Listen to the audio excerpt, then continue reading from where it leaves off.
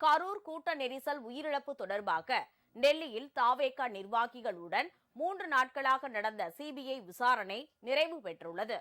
சம்பவம் தொடர்பான அனைத்து விவரங்களையும் ஆதாரத்துடன் தெரிவித்திருப்பதாக நிர்வாகிகள் கூறியுள்ளனர்.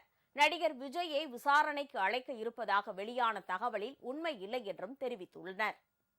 கரூர் சம்பவம் தொடர்பாக தாவேகா நிர்வாகிகள் ஆனந்த், ஆதவ் அர்ஜுனா, நிர்மல்குமார், மதியழகன், விஜயின் பிரச்சார வாகன ஓட்டுநர் அஜித் ஆகிய 5 பேரும் டெல்லியில் உள்ள சிபிஐ அலுவலகத்தில் கடந்த 3 நாட்களாக ஆஜராகி சாட்சியம் அளித்தனர். அதேபோல் கரூர் மாவட்ட ஆட்சியர், காவல் கண்காணிப்பாளர் உள்ளிட்ட அதிகாரிகளும் தங்களது தரப்பு விளக்கத்தை தெரிவித்தனர். இந்நிலையில் 3 நாட்களாக நடந்து வந்த விசாரணை நிறைவடைந்திருப்பதாக தாவேகா நிர்வாகி நிர்மல்குமார் தெரிவித்துள்ளார். கூட்ட நெரிசல் எப்படி ஏற்பட்டது, அதை எப்படி தவிர்த்திருக்கலாம் என்பது தொடர்பான விவரங்களை சிபிஐயிடம் தெரிவித்திருப்பதாக அவர் கூறினார்.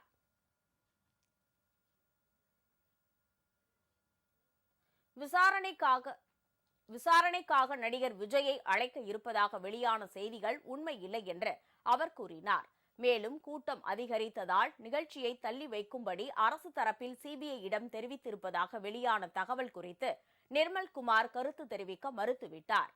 எங்கள் தரப்புல என்னென்ன நியாயங்கள் இருக்குதோ, எந்தெந்த இடத்துல தமிழக அரசு தவறு செய்திருக்கு, காவல்துறை எந்த இடத்துல தவறு செய்திருக்கு, காவல்துறை சம்பந்தப்பட்ட என்னென்ன லேப்ஸ் இருக்கு, போஸ்ட்மார்ட்டம்ல என்னென்ன லேப்ஸ் இருக்கு, ஒவ்வொரு இடத்துலையும் என்னென்ன இடத்துல அவர்கள் தவறு செய்திருக்கிறார்கள், இது நடக்காமல் எங்கே காவல்துறை எந்தெந்த இடத்துல தடுத்திருக்கலாம் போன்ற விஷயங்களே நாங்கள் நிறைய தெரிவிச்சிருக்கோம்.